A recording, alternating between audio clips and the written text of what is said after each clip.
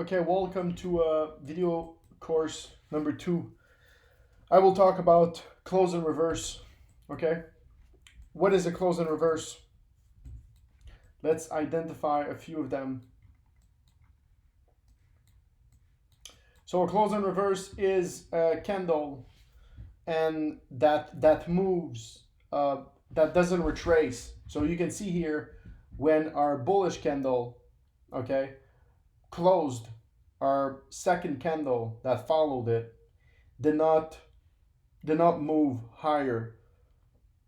It just completely dropped. Okay, it went the opposite way. This is why we call it, at least I call it, a close and reverse. Now, a lot of traders, okay, will think that will be super precise. Okay, if there's a little wick, they're gonna cancel it. They're gonna, like here, they're gonna say, oh no, that's not a close and reverse. Oh no, I cannot trade that. Okay, the only thing you want to look for in a close and reverse is a decent fill in the candle. So, example here. See here? That is not a number one close and reverse. That's not a good, super, super precise close and reverse. Okay? It's not a good one. Why? There's a few reasons why. First of all, once this one closed, we went higher, and then we didn't just go higher. We moved higher than the previous wick. Okay, and then when we moved lower, look at that huge wick. Okay, what we want is a good fill. Okay, a good fill. So big body, not a lot of wicks. Example here. Okay, you can see we moved higher, but we didn't surpass the previous wick. And then we have a beautiful filled body here. Okay, so for me, this will identify as a close and reverse.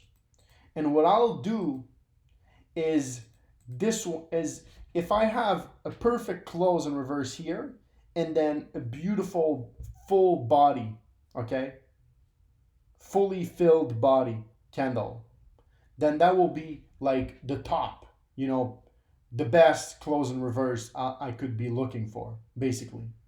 Okay, the less nice it is, the less it's a little dangerous to trade. Okay, um, so what you want to do is identify close and reverse, whatever time frame you want to use. Okay, it doesn't really matter. Let me identify a few of them for you.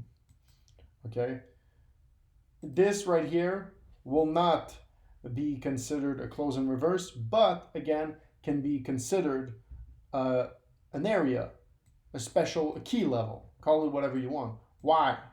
Why do we call it key level? Well, obviously, look, the massive rejection of that price. Okay, where we refused, we didn't close here.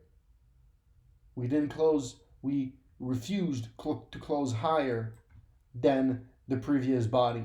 Okay, so this becomes a very important price to look for. And you can see here, when we touched and went around that, we consolidated. Boom, boom, boom, came back, rejected it. And then once we broke out of it, boom, boom, boom, we moved higher, rejected it here. Look. Okay, why didn't the body of that candle closed here? It's 20 pips lower, and it's gold. Why? Okay, why is that big wick that huge wick comes right here? Okay, there's reasons why. Because it's liquidity, it's places, it's key levels.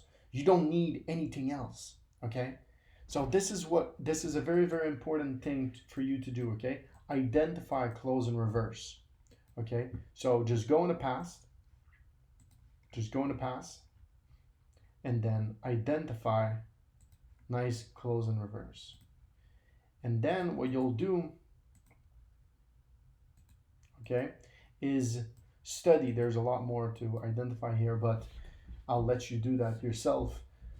You can study what happened, and then you can even, instead of putting an horizontal ray, you can even put a big, massive, and then go really far in the past and see what happened in the past at that level. Oh, look at that. Big wicks. Ta-da! Okay? Other close and reverse and other wicks. It's a key level. Okay? So call it whatever you want. Okay? But this is my way of identifying key levels. Okay? And this is how I do it, and this is how I've managed to build my portfolio, build my trades, and make money in the markets. Okay, without having a drawdown. Because if there's something I fucking hate, is drawdowns. I hate drawdowns. I cannot stand them. I love to snipe a trade and be precise.